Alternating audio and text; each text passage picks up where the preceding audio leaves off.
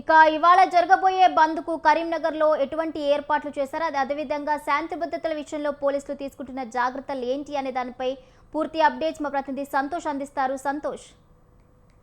కరీంనగర్ కేంద్రంలో బంద్ BRS party ప్రకటించినటువంటి నగర బంద్ అయితే పాక్షికంగా కొనసాగుతా ఉంది. అయితే కరీంనగర్ ఎమ్మెల్యే క్యాంప్ కార్యాలయం చేసినటువంటి దాడికి, అదే విధంగా హుజరాబాద్ ఎమ్మెల్యే పాడి కౌశిక్ రెడ్డి వాహనంపై తనపై చేసినటువంటి దాడిపై బీజేపీ కార్యకర్తలు చేసినటువంటి దాడికి నిరసనగా కరీంనగర్ కేంద్రంలో అయితే నగర బంద్ అయితే బీఆర్ఎస్ పార్టీ ప్రకటించింది.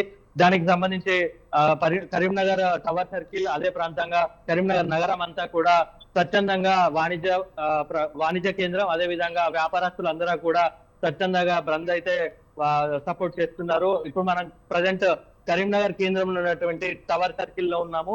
ఇక్కడ మనం చూసుకోవచ్చు, పోలీసులు కూడా పెద్ద ఎత్తున మోహరించారు. అంటే ఇలాంటి అవాంఛనీయ సంఘటనలు చోటు చేసుకోకుండా ఉండేందుకైతే పోలీసులు భారీ బందోబస్తును అయితే ఏర్పాటు చేశారు. అదే విధంగా కరీంనగర్ ఎమ్మెల్యే మాజీ మంత్రి గంగుల కమలాకర్ ని కూడా హౌస్ అరెస్ట్ చేసినట్టుగా కూడా కనిపిస్తుంది. ఇదంతా కూడా కరీంనగర్ కేంద్రంలోని పిఎంజే జ్యువెలరీస్ లో జరిగినటువంటి ఈ దొంగతనం ఏదైతుందో, ఈ రగడ అంతా కూడా ఈ పిఎంజే జ్యువెలరీస్ దొంగతనానికి సంబంధించిన రగడ అక్కడి నుంచి అయితే మొదలైంది.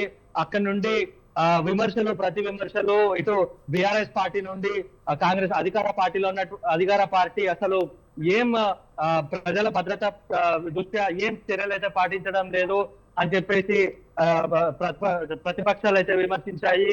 అదే విధంగా ఇటు కాంగ్రెస్ పార్టీ అధికార పార్టీకి సంబంధించి చూసుకుంటే అటు బీఆర్ఎస్ హయాంలో ఎన్నో అవినీతి ఆరోపణలు జరిగాయి. అదే విధంగా మంత్రిని కేంద్రంగా చూసుకున్నట్లయితే బీఆర్ఎస్ హయాంలో జంట హత్యలు కూడా ఎంతో కిరాతకంగా న్యాయవాదులను హత్య చేసిన పరిస్థితి అయితే ఉంది. ఇక్కడ ప్రస్తుతం మనము ఇక్కడ బంద్ కు సంబంధించిన దృశ్యాలు అయితే మనం చూస్తున్నాము.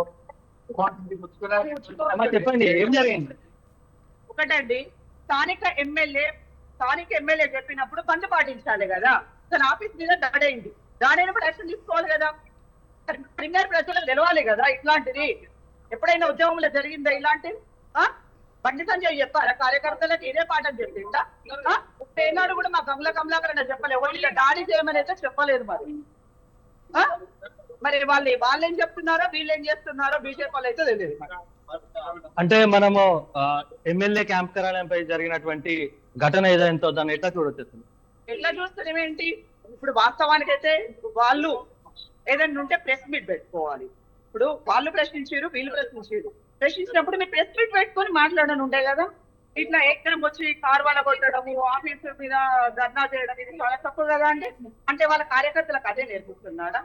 మరి ఏనాడు కూడా మా గంగుల కమలాకర్ ఒకరి మీద దాడి చేయమని అయితే చెప్పలేదు. మా కార్యకర్తలకైతే ఏనాడు కూడా ఇలా చెప్పలేదు. ఏదైనా సామరస్యంగా చెప్పుకోవాలి. ఇప్పుడు తను మాట్లాడుతున్నాయి కదా, ఇష్టం ఉన్నట్టు మాట్లాడుతున్నాయి కదా బండి సంజయ్ గారు. వీళ్ళు మాట్లాడింది, మా వాళ్ళు బీఆర్ఎస్ ఎమ్మెల్యేలు మాట్లాడింది తప్పు కాదు కదా. దానికి వచ్చి క్యాంప్ ఆఫీస్ మీద దాడి చేస్తారా? ఈ రోజు మన కరీంనగర్ గంగుల కమలాకర్ అంతా ఎక్కడి నుంచి ప్రారంభమైందంటారు? ఎక్కడి నుండి ప్రారంభమైంది? బండి సంజయ్ నుండి ప్రారంభమైంది. చూస్తలేరా? ఇది మొత్తంగా కూడా కరీంనగర్ కేంద్రంలో అయితే బంద్ ఏదైతే చాలా ప్రశాంతంగా అయితే కొనసాగుతుంది. ఇప్పటికే కరీంనగర్ ఎమ్మెల్యే గంగుల కమలాకర్ ని కూడా పోలీసులు హౌస్ అరెస్ట్ చేయడం జరిగింది. బంద్ ఇక్కడ అధికారులంతా కూడా ఎలాంటి అవాంఛనీయ సంఘటనలు చోటు చేసుకోకుండా పోలీసులు అయితే పటిష్ట బందోబస్తు అయితే ఏర్పాటు చేసిన పరిస్థితి అయితే చాలా స్పష్టంగా కనిపిస్తుంది. Right, thank you Santosh.